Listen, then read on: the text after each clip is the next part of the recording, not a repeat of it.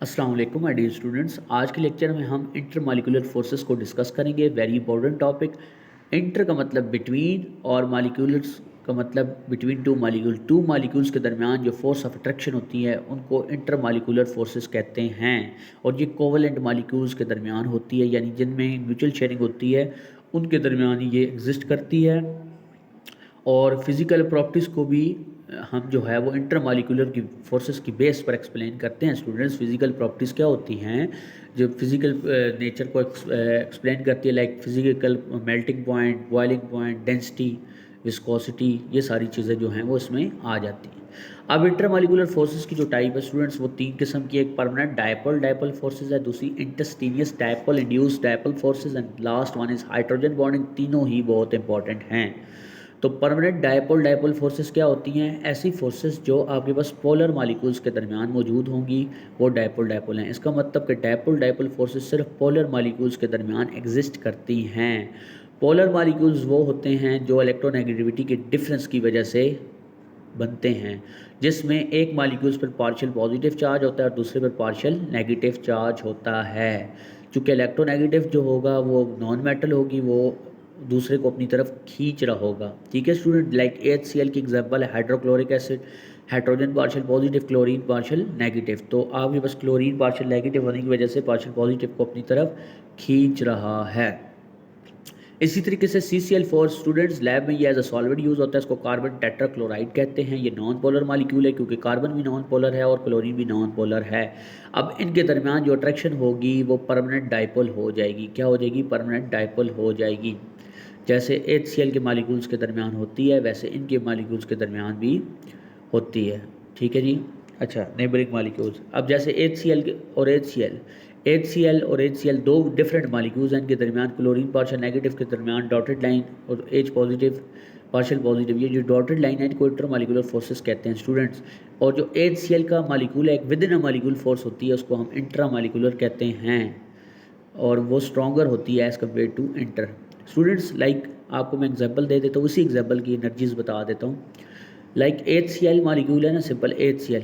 अब इस HCl एक मॉलिक्यूल को तोड़ने के लिए विद इन अ मॉलिक्यूल हमें 430 किलो जूल पर मोल एनर्जी चाहिए, जबकि एक HCl और दूसरे HCl के बिटवीन फोर्सेस को ब्रेक करने के लिए हमें सिर्फ 17 किलो जूल पर मोल एनर्जी चाहिए। तो उसका मतलब intra molecular within a molecule forces are stronger than the between two molecules. तो जितनी डायपोल फोर्सेस स्ट्रॉन्ग होगी उतना आपका मेल्टिंग बॉइलिंग पॉइंट भी ज़्यादा होगा, उतना टाइम लगेगा उस चीज़ को आपको वेपोराइज करने में, हीट करने में।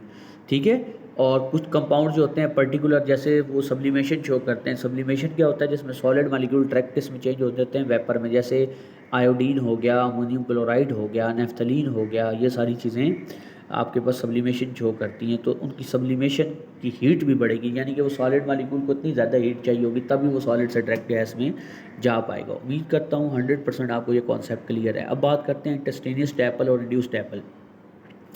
एक ही बात है। इंटरस्टेनियस डायपोल जो होता है बेसिकली ऐसी फोर्सेस जो नॉन पोलर मॉलिक्यूल्स में होती है। पहली बात तो ये क्लियर हो गई, डायपोल सिर्फ पोलर में थी। इंटरस्टेनियस डायपोल इंड्यूस्ड डायपोल फोर्सेस जो है वो नॉन पोलर में मौजूद होती हैं। ठीक है जी। अच्छा, जो नॉन पोलर मॉलिक्यूल्स होते हैं उनमें भी थोड़ी थोड़ी डायपोल क्रिएट होती है क्योंकि इलेक्ट्रॉन की डिस्ट्रीब्यूशन अनइवन होती है। इलेक्ट्रॉन हर वक्त मूव कर रहे होते हैं तो टेम्पररी डायपोल क्रिएट होता है। टेम्पररी डायपोल को ही हम कहते हैं। अब स्टूडेंट्स आपको मैं समझाता हूँ। जैसे एक एटम ए है, एक एटम बी है, गौर से समझिएगा।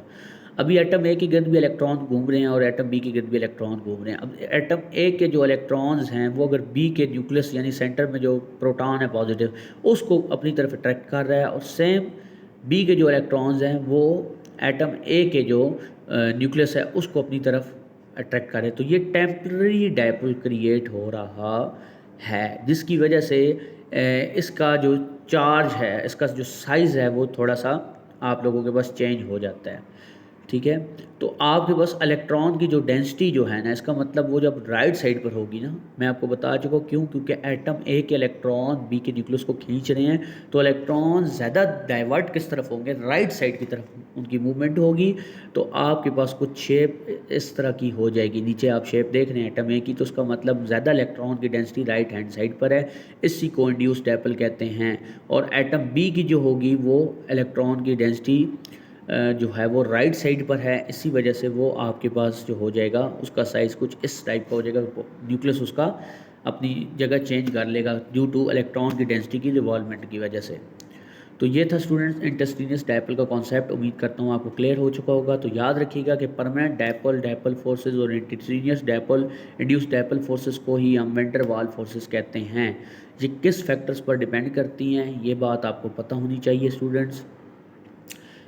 तो इनके जो फैक्टर्स आते हैं, सबसे पहले आता है जी मालिकुलर साइज़, फिर आता है एटॉमिक साइज़, फिर मालिकुलर साइज़, फिर number of electron in the molecule. याद अब मैं सबसे पहले बता देता हूँ, जितना बड़ा मालिकुलर साइज़ होगा उतने ज़्यादा उसमें इलेक्ट्रॉन होंगे, उतना उसका साइज़ ज़्यादा होगा, इतना उसका मालिकुलर मैस ज़्यादा होगा, उतनी उसकी वैन डर वाल फोर्सेस ज़्यादा होंगी। यानी molecular mass is directly proportional to van der Waals forces. बना लें ज़रा, की बना लें।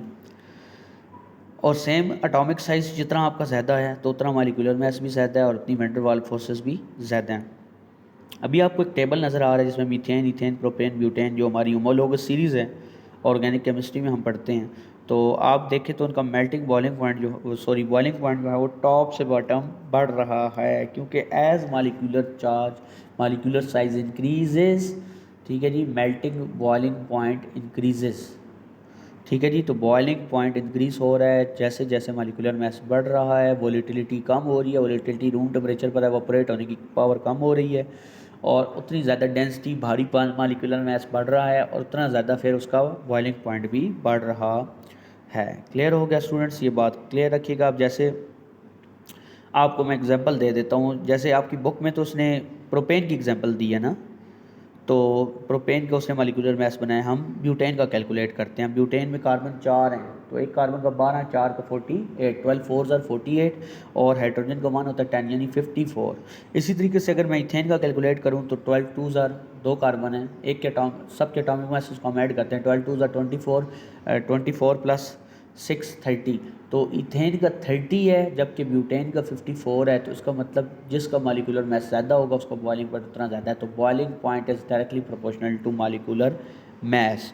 उम्मीद करता हूँ कॉन्सेप्ट 100% आपको क्लियर हो चुका होगा स्टूडेंट्स, ठीक है जी। अभी हम हाइड्रोजन बॉन्डिंग के बारे में बात करेंगे स्टूडेंट्स, लेकिन नेक्स्ट लेक्चर में बात करेंगे, क्योंकि इसी से रिलेटेड आगे प्रैक्टिकल एग्जांपल आ जाएगी, peculiar behaviour of hydrogen bonding. तो ये कंप्लीट टॉपिक जो है जो हमारा नेक्स्ट लेक्चर में आएगा, ये बहुत बहुत इंपॉर्टेंट जो है वो लेक्चर होने वाला है, क्योंकि ये बोर्ड में लॉन्ग के लिए बहुत इंपॉर्टेंट है। आज का लेक्चर उम्मीद करता हूँ आपको समझ आ गया होगा। चैनल को सब्सक्राइब कीजिए, बेल आइकन को लाजमी क्लिक कीजिए, प्लेलिस्ट को लाजमी विज़िट करते रहा करें और अपनी राय का इज़हार लाजमी किया करें। आपको किसी किस्म की कन्फ्यूजन है, कोई क्वेश्चन तंग कर रहा है, कोई टेस्ट योर सेल्फ सॉल्व नहीं हो रही है, कोई ऐसे आपको असाइनमेंट वगैरह मिली है, तो आप कमेंट सेक्शन में लाजमी कमेंट करें। इंशाल्लाह आपके तमाम प्रॉब्लम्स जो हैं वो आपके सर क्लियर कर देंगे। तो मिलते हैं स्टूडेंट्स नेक्स्ट लेक्चर में, तब तक के लिए इजाज़त दीजिए। अस्सलाम वालेकुम।